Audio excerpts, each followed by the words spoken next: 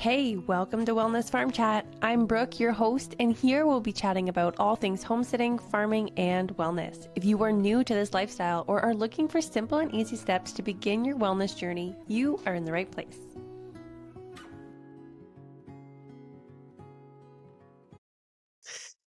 Hello and welcome to the Wellness Farm Chat podcast. Today we have two special guests, Caitlin and Mandy from the Holistic Homestead Conference, and they're going to be sharing today everything that they're doing to prepare for this conference and what will be happening at the conference. So, Mandy and Caitlin, please introduce yourselves.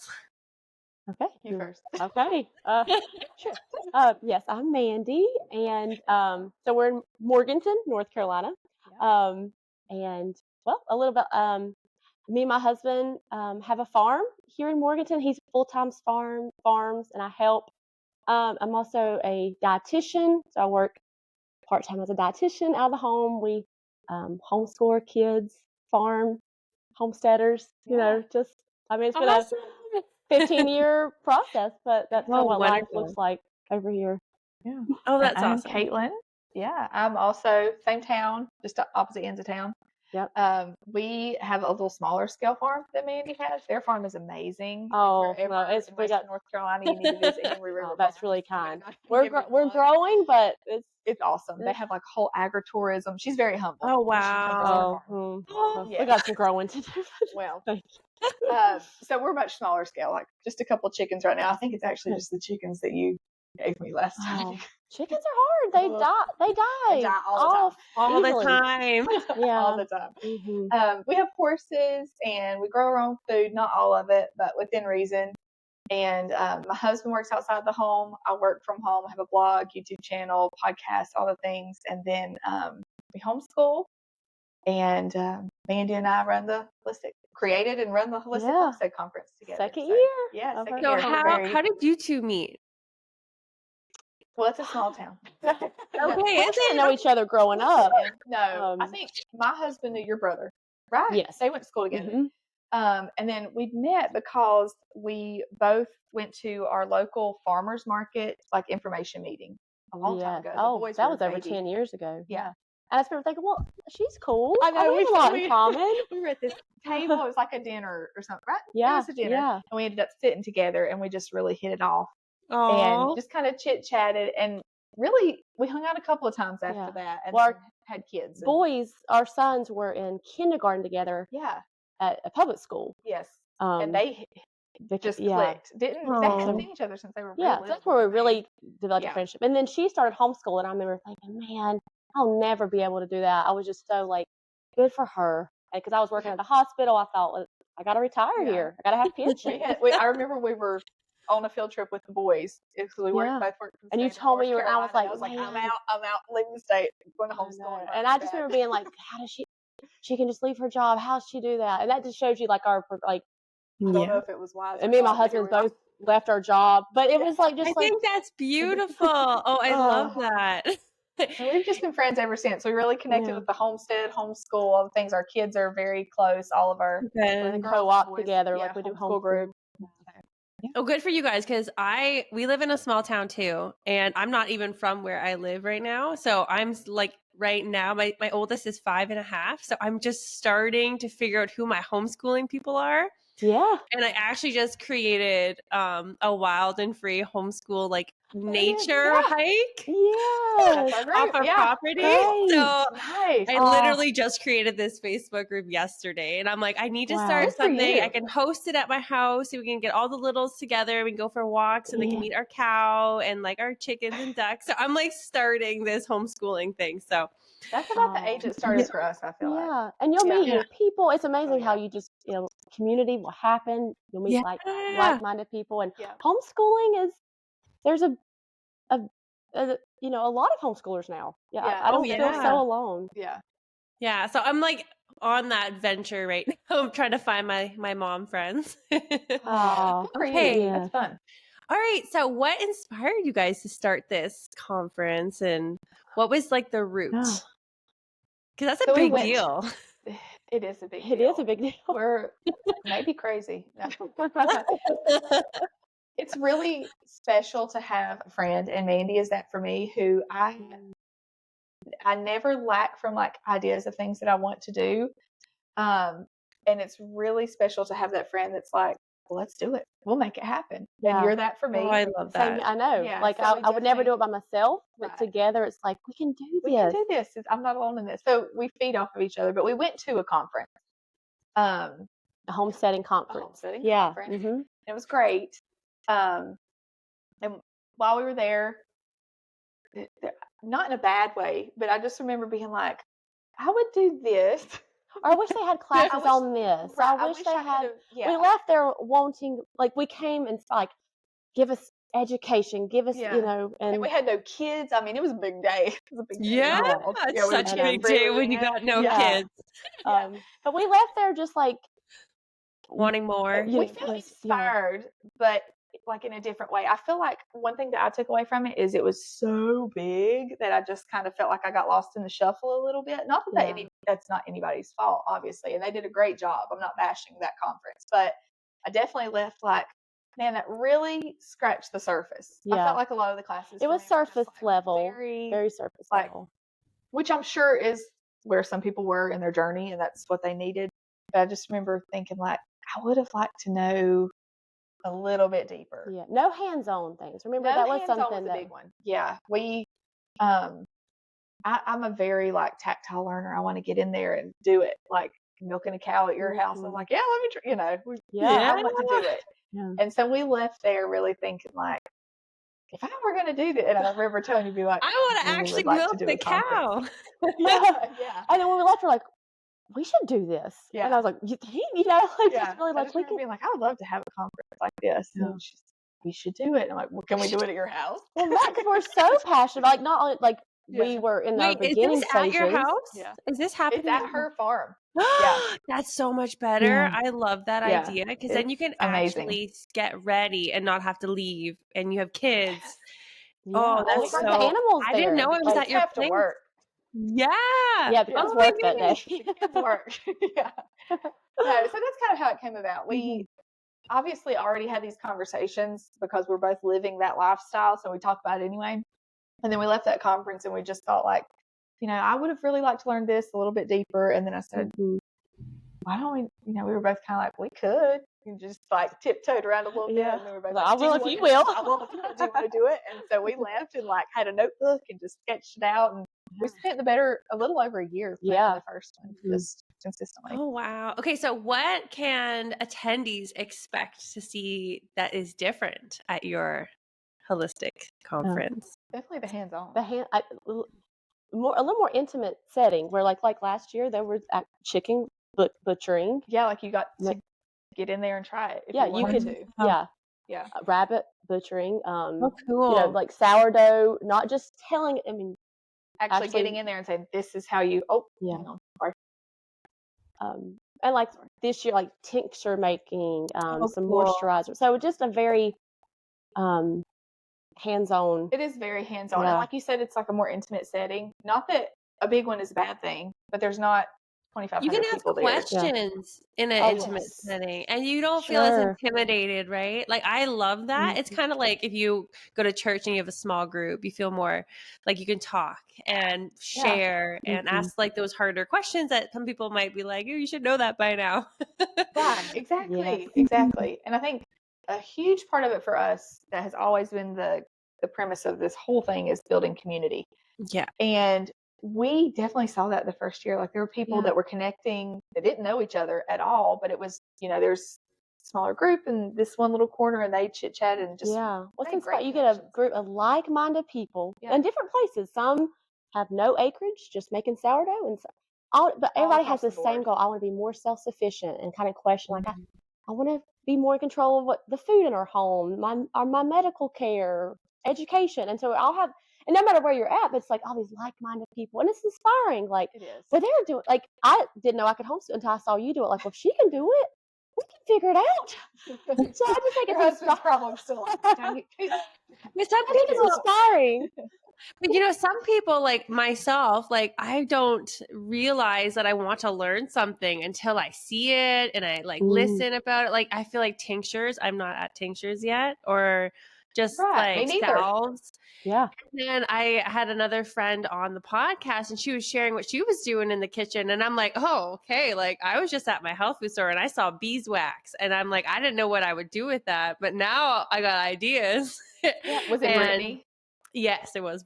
Yeah. She's one of my friends too. Like she was actually on my show last season too, and I Yeah. was on hers. She's so knowledgeable. I I love know, her she stuff. inspired Yeah. me. So I'm She's like, I very gotta do inspiring. this. Yes, she Yeah. is. So I'm like, oh, I gotta do that now. But like I wouldn't, it's not right. It's not in my season. So when I hear it from someone else, then I'm like, oh, like there's so much more to learn and Mm-hmm. yeah. Okay, cool. Yeah. Okay, so so the hands-on experiences are chicken, butchering, rabbit, anything else? Oh, we have Herbal tincture, So they learn making how to make a sourdough, tincture. microgreens, Yeah. Microgreens, okay. face moisturizers. Oh yeah, we're gonna be doing natural skincare, like make your Yeah. own Oh, hydrosols. Yeah, like herbal okay. waters for your face. We really have also some very, very knowledgeable, like expert level people coming to talk about gardening and livestock management. So we will have our local extension agent is coming and talking about his classes. So you want some animals? Yeah. And I love that. It's like he's going to cover everything from how much land do you need to have a herd of sheep to what type of fence would you use for goats. And I think he's the one that jokingly told my dad waterproof. Will it hold water? Because that's the only way you're keeping a goat. That sounds about right. Yeah. Our functional doctor. Yeah, that was a really popular class about last functional medicine. Oh, cool. We're doing the homestead nutrition. year. Yeah, Mandy and I are teaching a class this year. Oh, you're teaching.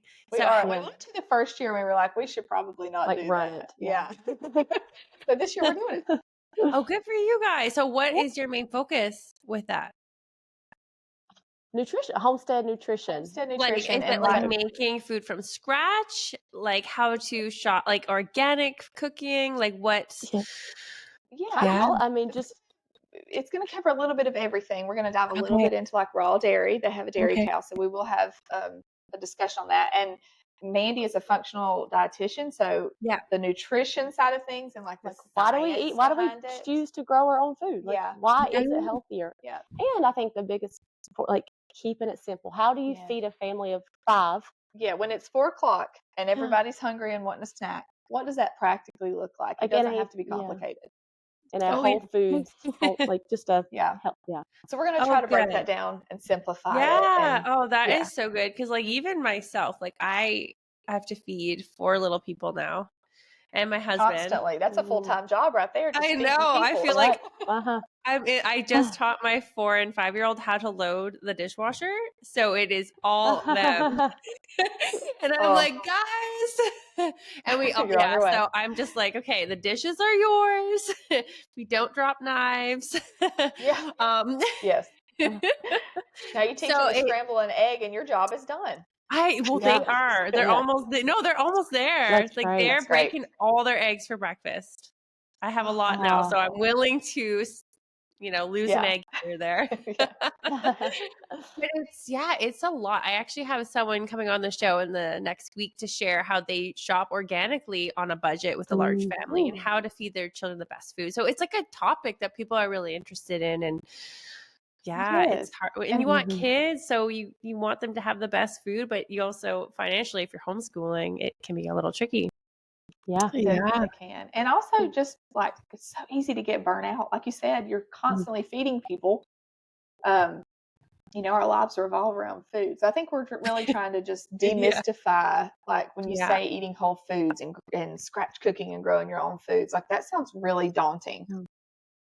Even to me sometimes still. So I think just going back to the basics of like really good quality food, a good protein, and like know where it comes from. Yeah, like this morning, this morning for breakfast, slice of sourdough bread, a cup of raw milk, and eggs. And I know that, but it's just like, and if you don't have a dairy cow, so like maybe buy raw dairy from somebody else. And I'm not saying you have to have this for breakfast, but just a simple way of how to feed a family. And that's one of the most nutritious meals I could think of. High protein, B vitamin. I mean, like it's and it was a 5-minute meal. I don't know. Yeah. Yeah, like we have scrambled eggs and sausage or bacon, like breakfast sausage. And my kids know like that's what we have for breakfast. Like something eggs, a different type of egg, could be a fried egg, could be boiled eggs, and then sausage or bacon. Or sometimes if I have steak, I'll do a steak. Yeah, my But husband's it's big on so steak for easy. breakfast. Yeah, if you start that early, your kids will. They'll that's what they're expect it. That's what they're accustomed to. like, and so like just a bowl of cereal wouldn't be the norm. Like just Right. Yeah. it would just be. And I'm No, not they've saying never. My kids have never had cereal.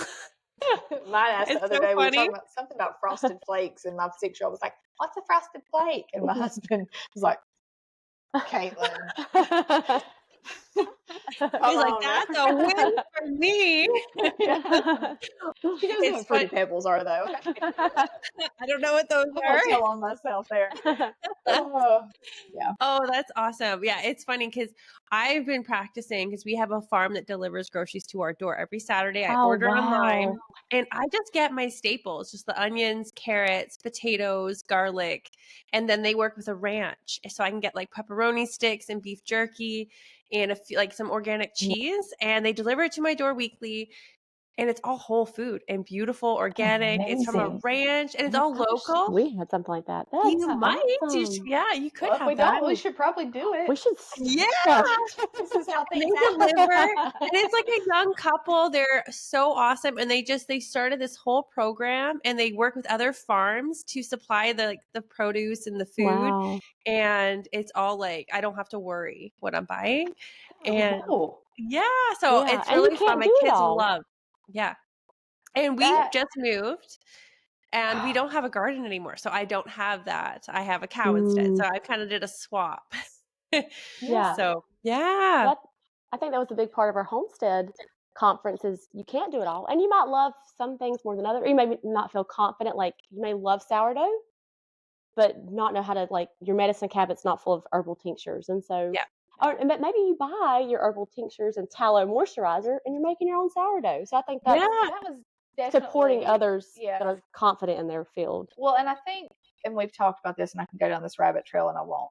But self-sufficiency is so pushed, like that's the buzzword. We want to be but I don't want to be self-sufficient. Sorry, I hit my mic. At this point in my life, I do not want a dairy cow, but Mandy has one. So community. Yeah. And when So- I didn't have eggs, I got my eggs from Caitlin. Yeah. Just So I think, and just like you said, they gather them from different farms. Community sufficiency is Yeah. a really, really big push Yeah. for our conference. If we want you to come and meet your local beekeeper and your local person who Yeah. raises beef. Yeah. And, we flopped at bees I so many flopped times. big And so time. like, but I'm gonna buy honey from my I want neighbor, to do it. not at the grocery store. Yeah, So I did too. And then I got stung, and then I made my husband do it. He was like, "These bees was your thing." And I was like, "You like honey too?" Oh, that's awesome. Well, it's funny. So my neighbor, where we just moved, they just got their first 4 hives, and she got little jars, like little tiny baby jars for all my kids. So when she harvested her first thing of honey, all my kids got their own little jar of honey, and then me and my husband got a bigger jar. And they've been That's a bringing good us neighbor. honeycomb because I love honeycomb. My kids know honeycomb as medicine. So if they're sick, they're like, we need honeycomb. And That's so cool.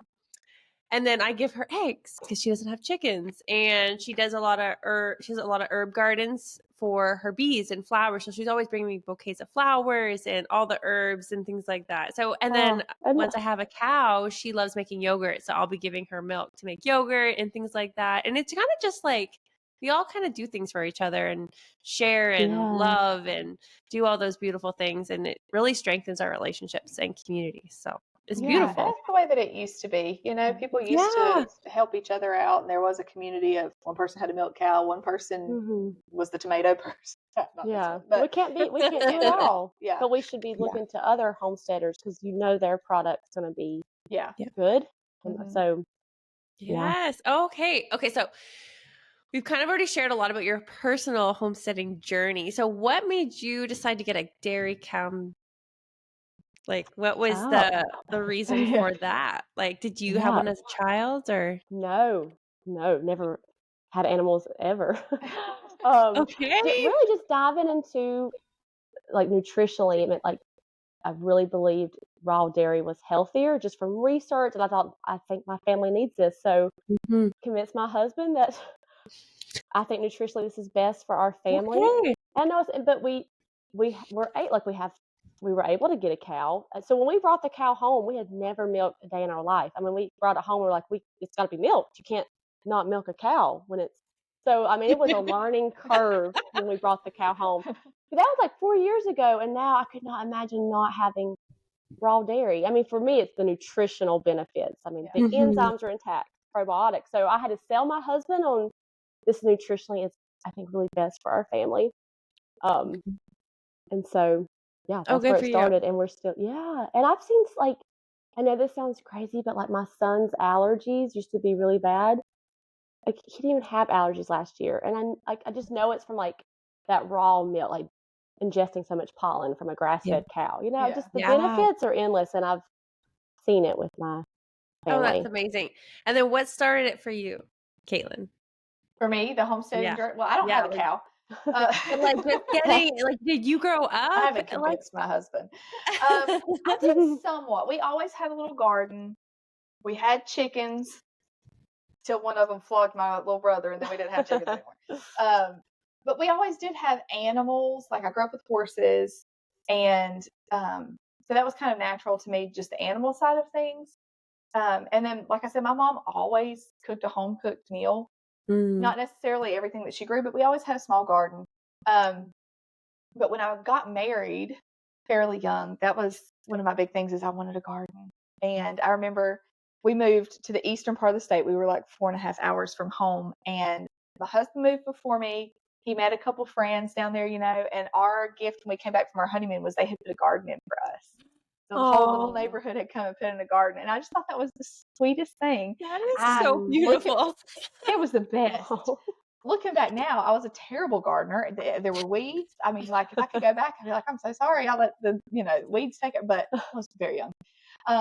So that was, we've always kind of had a little something. And then when my son was born, he's 11. When he was born, and even when I was pregnant with him, there was just a total shift. Not that I wasn't super healthy before. We've always eaten pretty healthy. But I just remember I went down the rabbit hole of, well, what I'm eating, he's eating. And, breastfeeding was super important to me. So I wanted to be really conscious of what I was putting in my body. And so it just really kind of snowballed from there. And our gardens have gotten bigger every year. We're kind of in a transitional period now. We just moved in the last few months. So we don't have a garden yet, but that conversation has been coming up more frequently around here. Like, oh, I have to get to digging out here. So definitely. That's where I am right now. Yeah. That's where we're at. So, it's just kind of been a snowball thing, learning a little bit as I go. And I definitely still don't know it all. I learn stuff all the time. We just talked about that a minute ago about, being lifelong learners. And my blog is called Homegrown Hopes. And that the whole purpose of that was that, like, I want to learn. My hope is to be homegrown. Nothing is ever going to be perfect. I'm not going to grow my own everything. And I know that about myself.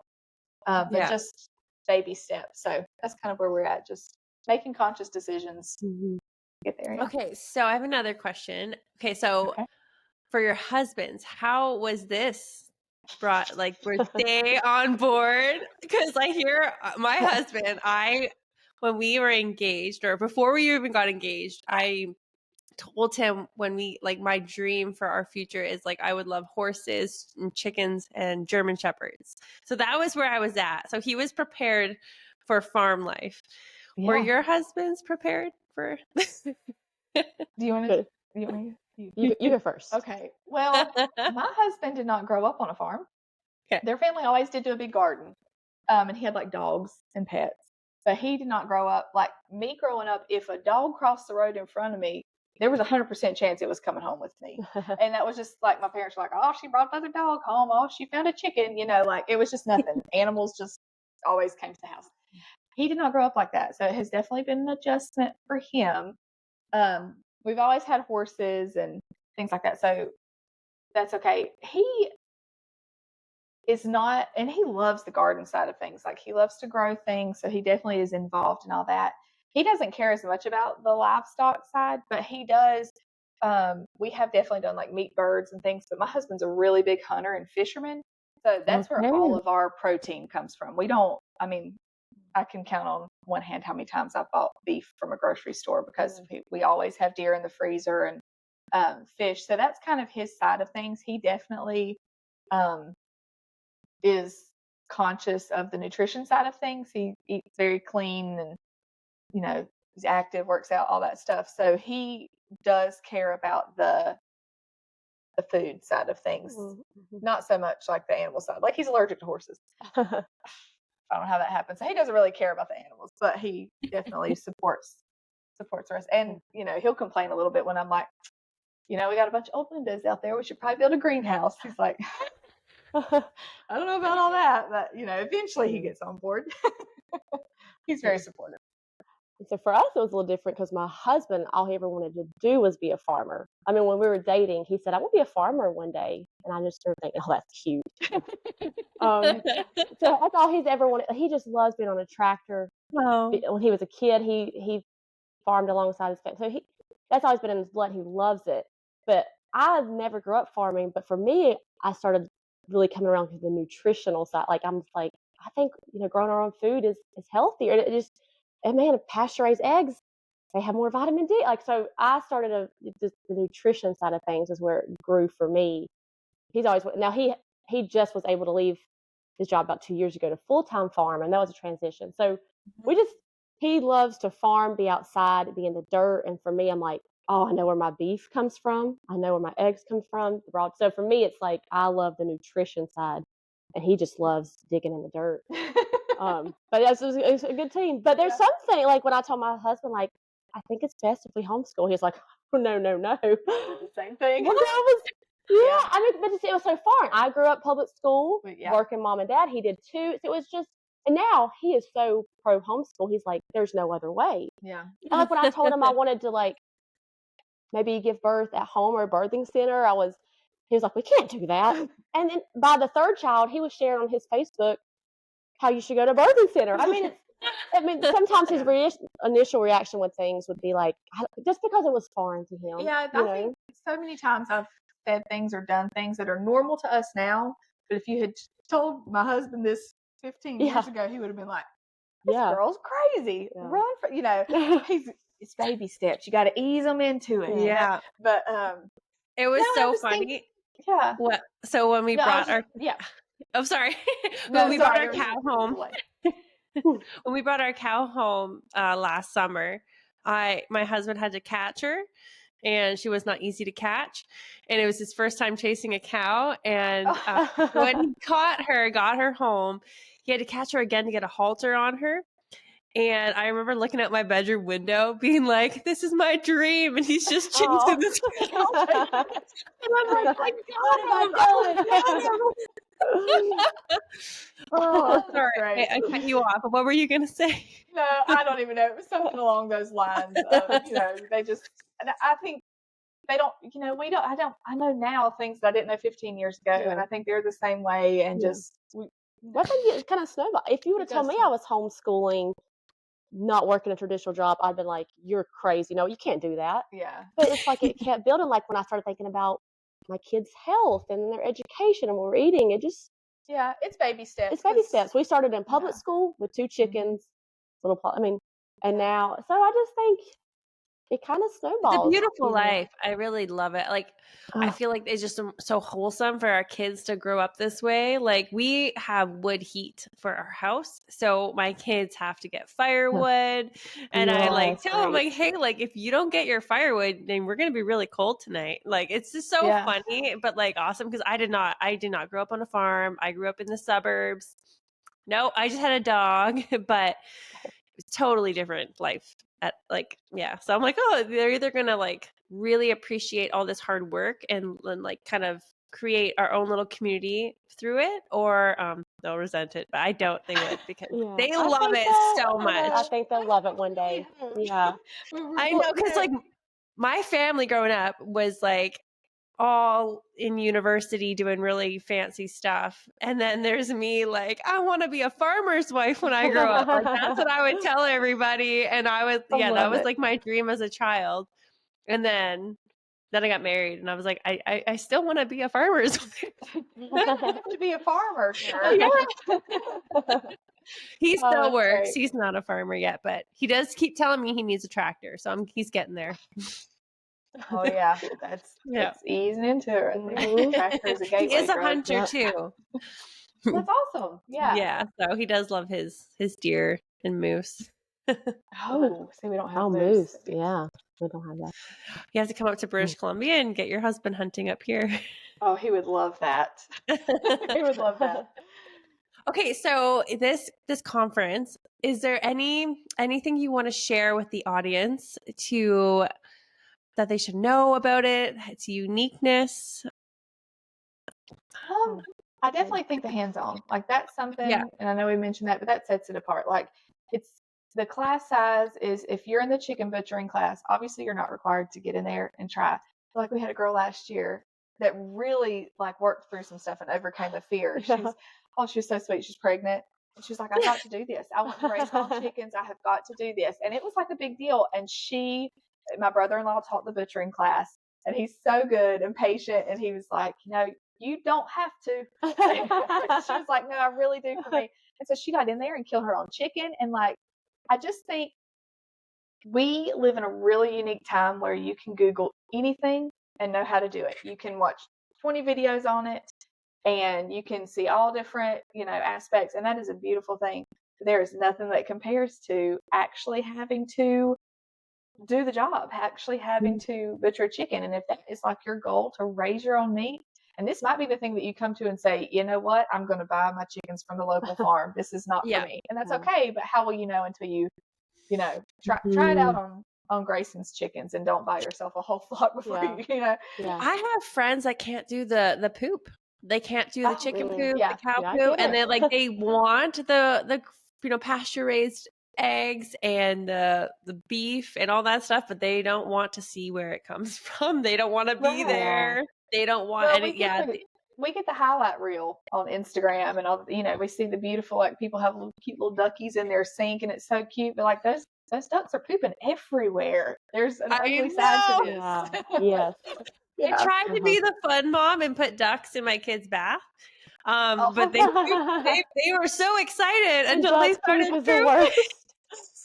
They just ran out of the bathtub. Yeah. They were terrified. I'm like, I tried. I got a few cute photos. That's all I wanted. This happened. And you made a memory. You made a memory. They'll be talking 20 years from now. Remember when Mom let the ducks? I saw a really awful video of a lady. She came home, I guess, from work, and someone left the door open and all her goats were in the house. Oh. And they destroyed her whole house. That would have been awful. Yeah. I can see that. Well, it makes me think of the flops of like our instructors are such experts. Yeah. They live it. They do. But I think it's that, like, been there, done that. These are things you don't get on reading blogs or Google. Like, hey, this didn't work for me. And just just real life experience. And like, it's very personable. I mean, you're able to ask them questions in real time, face to face. And we kind of have the benefit of getting to handpick our instructors too. And they're just so good at talking to people and like you said, saying like, I did this, would not recommend. Okay. Save yourself $1,000 and a year of heartache, and don't do this. And here's why. So it's a unique thing to be able to do it hands-on, and also like not just, I mean, you can email somebody at their blog and hope for a response, or you can say, what chicken breed do you suggest? So. So you guys raise your own meat birds yourselves? Both of us have. We're in a season of life where we're not this year. I didn't love it. Like, I love chicken. We do eggs, but like we did a whole day at our farm of chicken butchering. And I wouldn't say that was I didn't love it. Yeah. That was just something that you. We raise our own beef, and it's just like the butchering. We've done it 2 years in a row. And I think my husband actually enjoyed it more than I thought he did. I pretty much take care of the animals, and he does, what does he do? He keeps he sets up for them, he pays for them, and then I do all the upkeep, and I just feed them in the morning. But when it comes to butchering, I did not love it. but he's like, oh, next year we have to do more. And I'm like, we have to do more. Like we did 50 or we started with 25 and then we did 50 and then some turkeys. And then he's like, next year we have to do 75 and then like 10 or 15 turkeys. And I'm like, more. Yeah. And he's like, yeah, like I keep figuring out like faster ways to do it. And like, we want to give more away to friends and family and all that. So now he's actually like getting quicker and having, it's way easier now. And we did have friends come and they also helped because they actually wanted to see how we did it.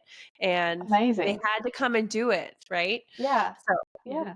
That's one of those I think they things. brought some roosters too.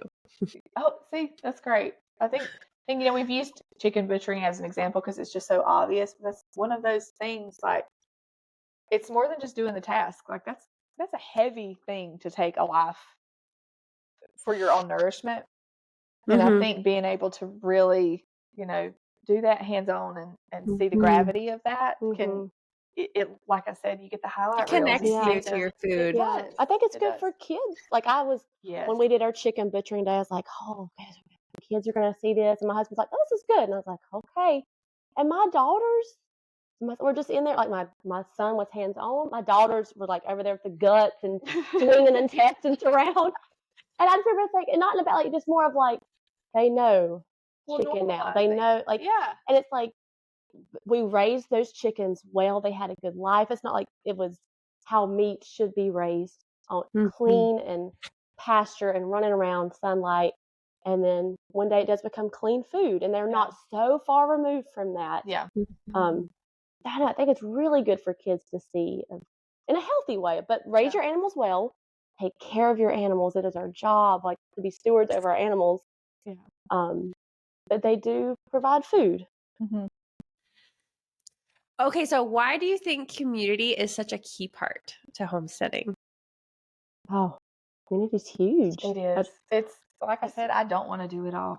I would love to have, like the dairy cow, for example. I would love to have a dairy cow, but I also am far enough into this journey to know that is a life commitment. Yeah. And I'm going to let Mandy make that commitment for me. Well, that's part of community is what you don't love or what you're not great at. Yeah. Meet others that are. Right. Support each other. And I just think it's inspiring when you're with a bunch of like-minded people. You all have the same goal. I think it inspires you. Like, I can do this. Yeah. I never thought I'd homeschool until you did it first, and you're like, but whatever it be, growing. I think it's inspiring to be with like-minded people. And I think it's very important because when you're getting into this whole homesteading thing, such a broad scope, and you see so many people doing things different ways. And when you get to come together with folks and like me and Mandy talking, we both failed at honeybees. Well, I would feel like a real failure, I think, if I didn't know, oh, you took really good care of yours and you still failed. Maybe I am not a terrible person. I'm trying to save the bees.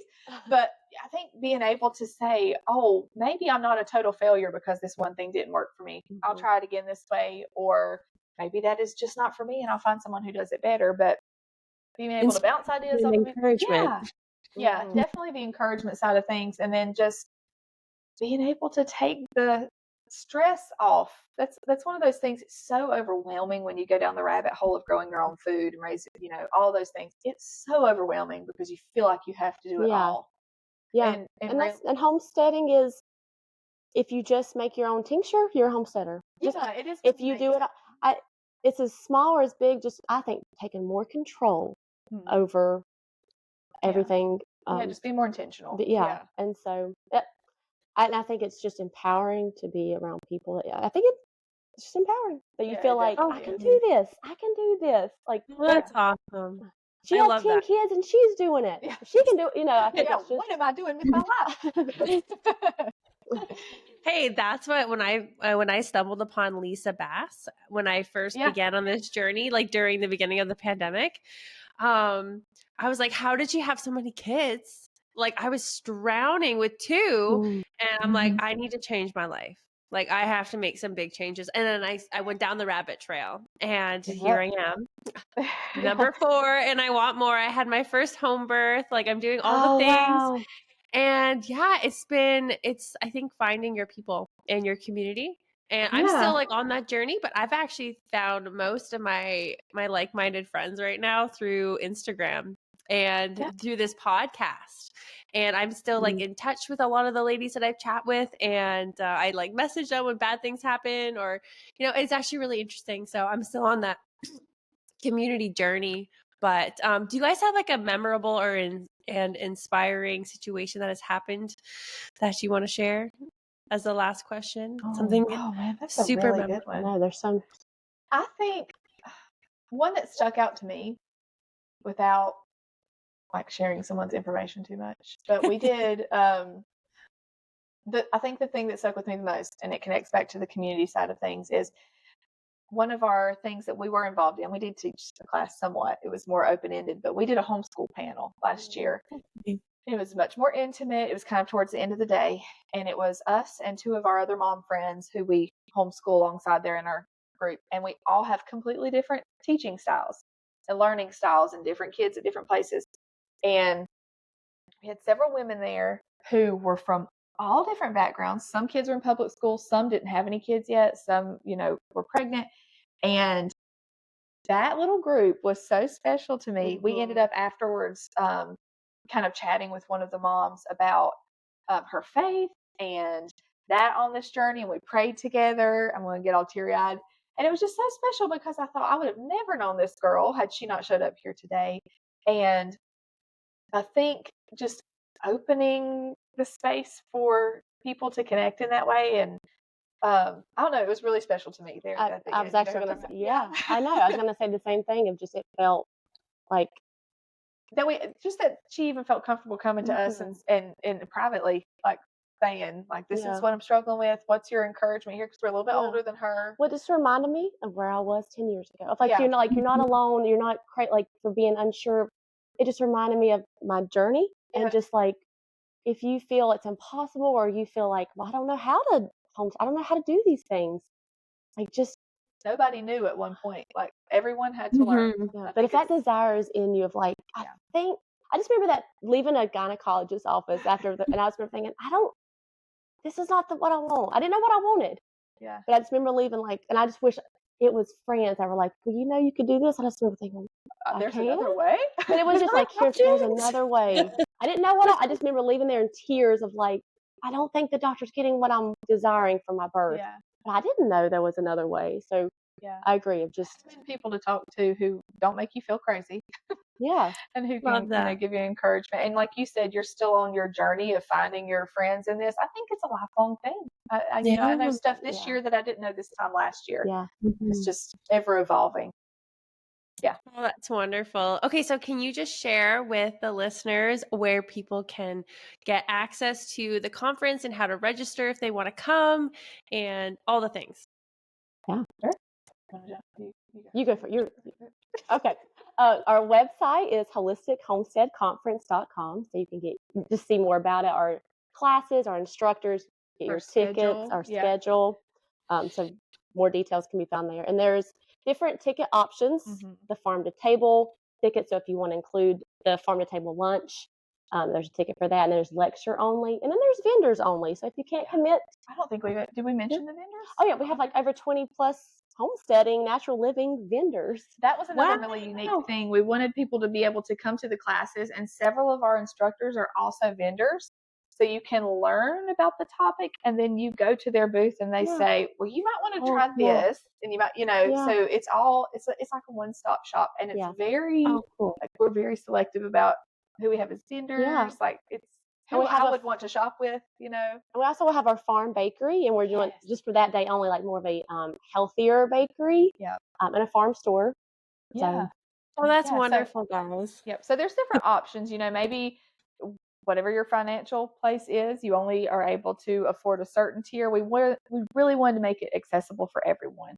And it's kid friendly. Like we have a little homesteaders. So we have kids we have a bouncy pillow and a corn bin, sensory bin. So big playground. You can bring your children. Our children will be there, but they will be. They're working. They love that. That was one thing. sorry, I'm rambling on. But that was one thing last year that several people came up and they were like, we love to see, because it was our kids. So how many kids do we have? 5. We had friends and our kids friends had their kids because they were helping. Yeah. And it was a herd of barefoot children with staff badges. But they were very helpful, you know. And they love, and sometimes I think we forget, because sometimes it's all work, and our kids are right there, and I sometimes forget that we're you know, and then somebody will say something like, man, that's awesome that your kids get, and I'm like, sometimes I forget that. Yeah, I don't it's normal for us. Yeah, because have to be involved. Because a lot of times it is a lot of work. Yeah, you know, but they're normal. The kids get burnt out, and you know, sometimes grumble. They're not perfect, but they really did enjoy last year. They were working the register in the bakery. They were proud. My kids are excited. Yeah, mine are too. The boys were already talking about parking cars and playing their fiddles and playing a little fiddle concert. Yeah, our children are going to be putting on a little fiddle concert during the meal. Oh, that's so fun. So the HolisticHomesteadConference.com. Yeah. Yes. And Instagram, do you guys have an Instagram page that people can check out?